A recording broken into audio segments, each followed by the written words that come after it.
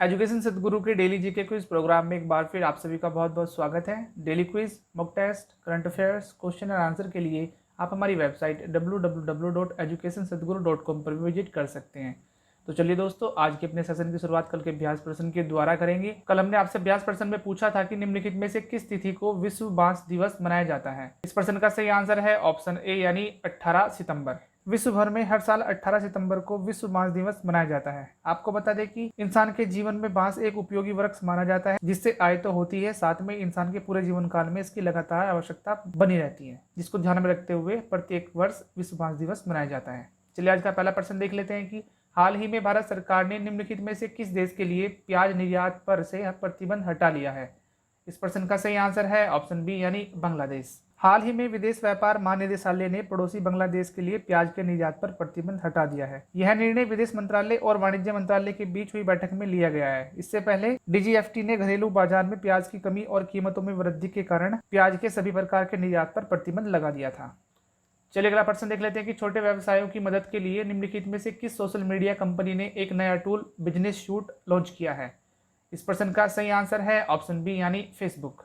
Facebook ने हाल ही में Facebook business suit launch किया है, जो लोगों के लिए अपने छोटे व्यवसायों का प्रबंधन करने के लिए एक नया इंटरफेस है। आपको बता दें कि जो लोग फेसबुक और इंस्टाग्राम पर अपने व्यवसाय का संचालन करते हैं, वे अपने प्रोफाइल और विज्ञापनों को प्रबंधित कर सकते हैं। इसी के साथ अगला प्रश्न भी देख लेते हैं कि निम्नलिखित में से किस संगठन के साथ मिलकर विज्ञान और प्रौद्योगिकी विभाग वैभव समिट का आयोजन करेगा। इस प्रश्न का सही आंसर है ऑप्शन बी यानी डीआरडीओ। वर्चुअल वैश्विक भारतीय विज्ञान यानी वैभव शिखर सम्मेलन का उद्घाटन 2 अक्टूबर 2020 को किया जाएगा। यह शिखर सम्मेलन लगभग एक महीने के विचार विमर्श सत्र के बाद होगा, जो कि 3 अक्टूबर से 25 अक्टूबर तक चलेगा। चलिए अगला प्रश्न देख लेते हैं कि निम्नलिखित में से कौन सा देश 7 वर्षीय सॉवरेन एसडीजी बॉन्ड जारी करने वाला दुनिया का पहला देश बन गया है। इस प्रश्न का सही आंसर है ऑप्शन बी यानी मैक्सिको। हाल ही में फ्रांस में स्थित निवेश बैंक नेटिक्स के साथ विकसित हुआ अपने नए एसडीजी सॉवरेन बॉन्ड फ्रेमवर्क के तहत सतत विकास लक्ष्य यानी एसडीजी की उपलब्धि के लिए स्थायी वित्त पोषण कार्यक्रम का उद्घाटन करने वाले मैक्सिको दुनिया का पहला देश बन गया है, जिसने 7 साल का सॉवरेन एसडीजी बॉन्ड जारी किया है, जिसकी कीमत $590 मिलियन थी। आपको बता दें कि यह लेन देन मैक्सिको को स्थायी आर्थिक विकास की दिशा में काम करने वाले अंतर्राष्ट्रीय फंडों तक पहुंच करके अपने निवेशक आधार का विस्तार करने की अनुमति देता है। चलिए अगला प्रश्न भी देख लेते हैं कि निम्नलिखित में से किस बैंक ने अभी हाल ही में online credit solution platform SME के लिए डिजिटल बिजनेस लोन को शुरू किया है। इस प्रश्न का सही आंसर है ऑप्शन सी यानी डीबीएस बैंक। हाल ही में डीबीएस बैंक इंडिया लिमिटेड ने एसएमई व्यवसाय को 20 करोड़ रुपए तक की ऋण सुविधा के साथ सुविधाजनक तरीके से ऋण प्रदान करने के लिए एक ऑनलाइन क्रेडिट सॉल्यूशन प्लेटफॉर्म यानी एसएमई के लिए डीबीएस डिजिटल बिजनेस लोन शुरू किया है।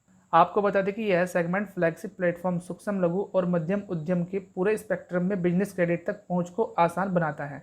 चलिए अगला प्रश्न देख लेते हैं कि हाल ही में किस बैंक ने कुशल श्रमिकों के लिए अपना घर ड्रीम्स होम लोन योजना को शुरू किया है। इस प्रश्न का सही आंसर है ऑप्शन ए यानी आईसीआईसीआई बैंक। हाल ही में आईसीआईसीआई होम फाइनेंस ने दिल्ली के अनौपचारिक क्षेत्र में कुशल श्रमिकों जैसे इलेक्ट्रीशियन, मैकेनिक, पेंटर, किराने की दुकान के मालिक आदि के लिए अपनी नई होम लोन योजना अपना घर ड्रीम्स लॉन्च किया है।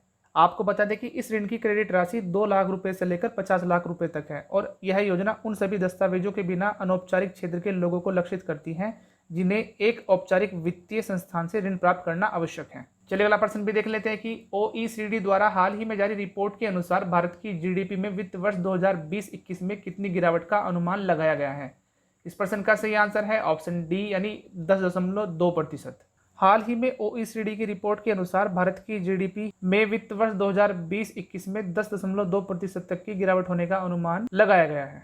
इसके अलावा रिपोर्ट में 2021 में अन्य देशों के समान उच्च आंकड़ों के साथ भारत के लिए अगले वित्त वर्ष में 10.7% की वृद्धि के साथ एक तेज उछाल का अनुमान भी लगाया गया है। इसके अलावा आपको बता दें कि इस रिपोर्ट के अनुसार सकारात्मक विकास के साथ चीन एकमात्र G20 अर्थव्यवस्था है, जिसमें बताया गया है कि चीन की जीडीपी 1.8% है, जो जून में -2.6% थी।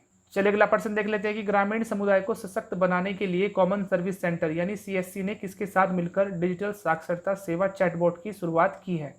इस प्रश्न का सही आंसर है ऑप्शन बी यानी व्हाट्सएप। व्हाट्सएप ने ग्रामीण समुदाय को सशक्त बनाने के लिए व्हाट्सएप चैटबॉट के लिए कॉमन सर्विस सेंटर्स के साथ साझेदारी की है और ग्रामीण उद्यमिता को बढ़ावा देकर आजीविका का सृजन किया है। आपको बता दें कि इस साझेदारी का उद्देश्य ई गवर्नेंस, शिक्षा, स्वास्थ्य, टेलीमेडिसिन, मनोरंजन के साथ साथ अन्य निजी क्षेत्रों में लागत प्रभावी वीडियो, आवाज और डेटा सामग्री और सेवाएं प्रदान करना है।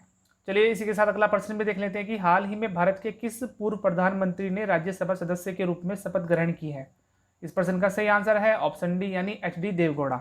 हाल ही में भारत के पूर्व प्रधानमंत्री एच.डी. देवगौड़ा ने राज्यसभा की सदस्यता की शपथ ली है। आपको बता दें कि वे 1994 से 96 तक कर्नाटक के मुख्यमंत्री रहे हैं, जबकि वर्ष 1996 के आम चुनाव के बाद संयुक्त मोर्चा सरकार का नेतृत्व करने वाले देश के 11वें प्रधानमंत्री भी रहे थे।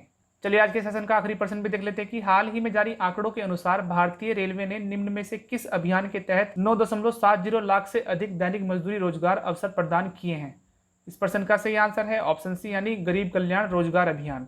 हाल ही में जारी आंकड़ों के अनुसार भारतीय रेलवे ने गरीब कल्याण रोजगार अभियान के अंतर्गत देश के 6 राज्य बिहार, झारखंड, मध्य प्रदेश, ओडिशा, राजस्थान और उत्तर प्रदेश में 9,80,000 दिहाड़ी रोजगार अवसर प्रदान किए हैं। चलिए आज का अभ्यास प्रश्न भी देख लेते हैं कि हाल ही में प्रधानमंत्री नरेंद्र मोदी ने बिहार में कुल कितनी राजमार्ग परियोजनाओं का शिलान्यास किया है।